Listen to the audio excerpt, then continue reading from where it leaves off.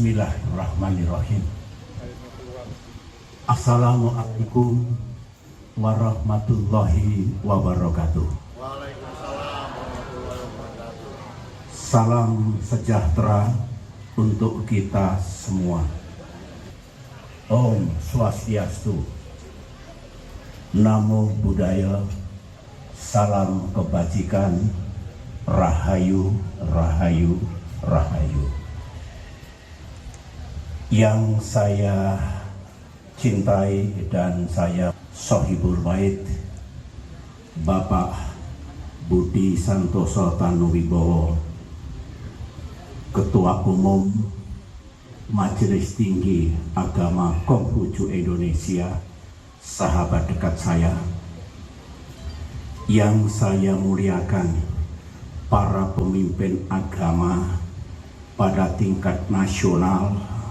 Sebagian dari beliau dulu pernah mengemban tugas bersama saya ketika memimpin Indonesia. Yang malam hari ini alhamdulillah hadir. Ini saya merasa sangat berbahagia, bapak-bapak para pemimpin agama, atas kehadirannya ketika bangsa Indonesia sedang diuji saat ini untuk benar-benar bisa menjaga kedamaian yang menjadi harapan seluruh rakyat Indonesia. Hadir di sini Bapak Pendeta Komar Gultom, Ketua PGI, kemudian Marsudi Syuhud, Wakil Ketua Umum MUI, Romo Kardinal Suharyo, sahabat saya juga, Uskup Agung, Jenderal Wisnu Bawatenaya, pimpinan Parisada Hindu Dharma Indonesia, kemudian Bapak Ngkus Ruswana, Presidium Majelis Luhur Kepercayaan Indonesia, kemudian Bapak Sri Eko Srianto, Presidium Kepercayaan Nusantara. Yang saya, para pemimpin, pengurus organisasi Takin, peserta umat Konghucu, dan hadirin sekalian yang saya muliakan.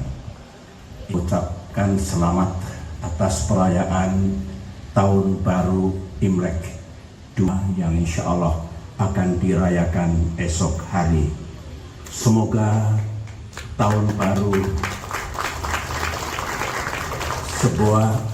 semoga tahun baru Imlek 2575 ini membawa berkah, membawa kedamaian dan kebahagiaan bagi segenap umat Konghucu dan sejatinya bagi kita semua.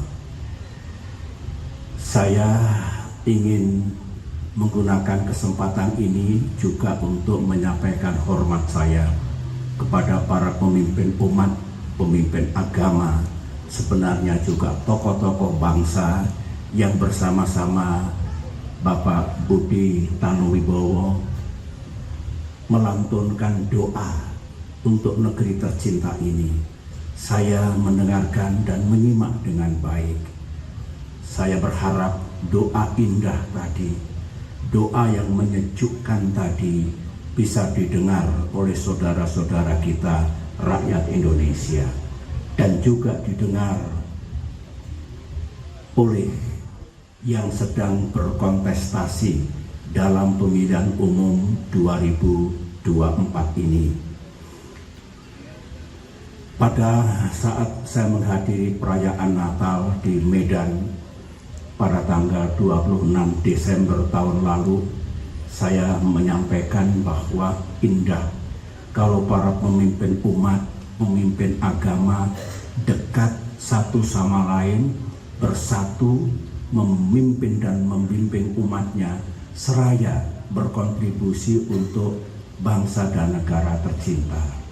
Saya berpendapat para pemimpin agama, kalau kita bicara hakiki, bicara prinsip, bicara ajaran, amat mudah semua agama bersatu, karena tidak ada satu agama pun yang menyuruh umatnya melakukan kejahatan, mesti menyuruh untuk melakukan kebaikan.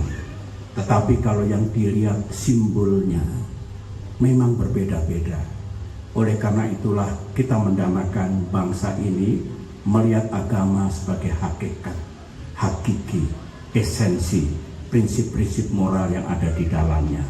Sehingga kalau umat bersatu, saat ini banyak yang cemas kalau ada apa-apa di Indonesia karena panasnya hawa pemilihan umum.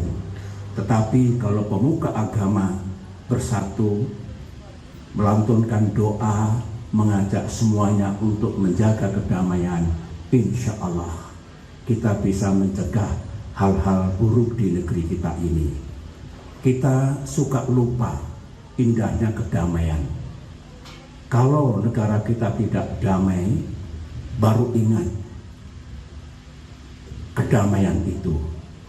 Saya masih ingat ketika baru 1 bulan menjadi presiden pada tahun 2004, saya berkunjung ke Chili di ibu kota Santiago dan ditanya oleh pers internasional, Pak Presiden Indonesia, 6 tahun sebelumnya Indonesia ada kerusuhan besar 1998. Apa jaminan Anda tidak terjadi lagi hal-hal seperti itu?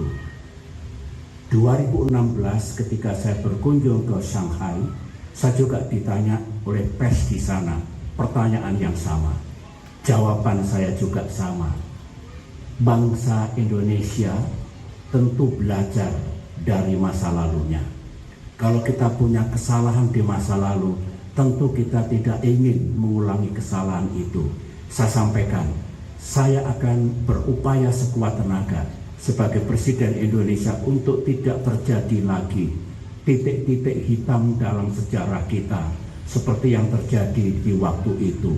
Maknanya apa Bapak Ibu? Semoga ke depan kita juga ingat betapa tidak indahnya bagi rakyat kalau negara kita tidak damai. Kalau terjadi perpecahan, kalau terjadi pertengkaran yang meluas sehingga menimbulkan ketidakamanan, ketidakdamaian, dan ketidakstabilan.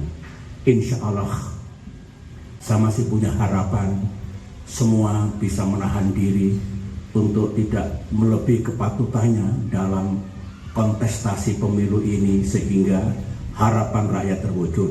Pemilunya damai, siapa yang berhasil menjadi anggota legislatif, siapa yang mendapatkan mandat untuk memimpin negeri ini melalui pemilu yang jujur dan adil, itulah pemimpin kita, itulah anggota legislatif kita. Itu harapan kita, semoga terwujud. Nah, kalau ada masalah yang lain, kita harus duduk bersama bersatu untuk menyelesaikannya. Itulah menurut saya yang sangat penting. Dan kita sedang diuji bangsa ini. Semoga kita lulus dari ujian dari Yang Maha Kuasa ini. Saya termasuk orang yang optimistis. Saya ingin memiliki jiwa yang terang, sikap yang optimis, pandangan yang positif. Namun kadangkala realitas menghadirkan tantangan dan permasalahan. Oleh karena itu saya mengajak dengan hormat pada para pemimpin agama yang tadi sudah menyampaikan doanya kepada Yang Maha Kuasa, mari kita jaga kebersamaan, persatuan, dan semoga kebersamaan kita itu bisa menjadi bagian dari solusi. Kalau menjadi bagian dari masalah banyak, tetapi kalau kita menjadi bagian dari solusi, part of the solution. Ini membaca puisi, yang menulis puisi saya, biasanya yang membacakan Ibu Ani, tapi sekarang sudah berpulang ke rahmatullah. Sama dengan saya melukis Bapak Ibu sekarang ini, tapi yang saya lukis sebagian adalah hasil fotografi Ibu Ani. Saya lukis sebagai cara saya mengenang almarhum. Semoga dengan harapan hidup tenang di sisi Tuhan Yang Maha Kuasa. Judul yang saya bacakan Pak Budi ini, jiwa-jiwa yang lembut. Berapa kali harus kukatakan, hidup tidak boleh pincang dan gersang, panas dan berhadapan, karena dirasuki oleh nafsu penaklukan dan ketamakan dalam setiap liku-liku pengembaraan. Kenapa harus berjarak dan terus bertikai dalam permusuhan ketika silaturahmi tersedia bagi hati-hati yang bersih, jernih, dan tak kering kasih?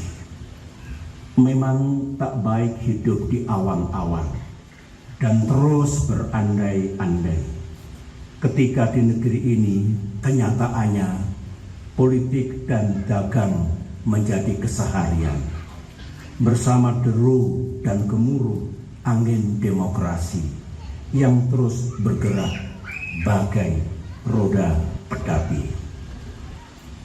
Asal kita tahu, politik kodratnya akan berakhir pada kalah atau menang, dan dagang mesti disudahi oleh untung atau rugi yang hati kita sering belum siap dan ikhlas menghadapi.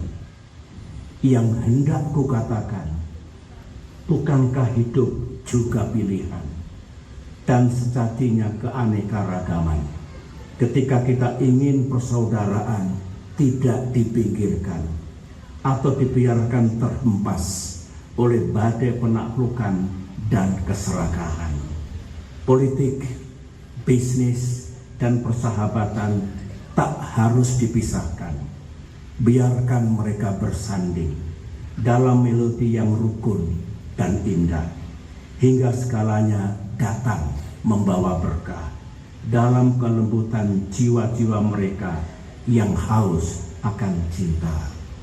Oh, bersemilah jiwa-jiwa yang lembut, hati yang teduh, dan kalbu yang tentram dalam damainya persahabatan yang kian kokoh terjalin di antara anak-anak bangsa. Terima kasih. Saya, mimpi-mimpi indah saya untuk Indonesia tidak akan pernah pupus, dan semoga pemimpin-pemimpin mendatang bangsa ini terus maju ke depan dengan mencapai tujuan besar Indonesia menjadi negara yang makin damai, makin adil, dan makin sejahtera. Terima kasih. Assalamualaikum warahmatullahi wabarakatuh.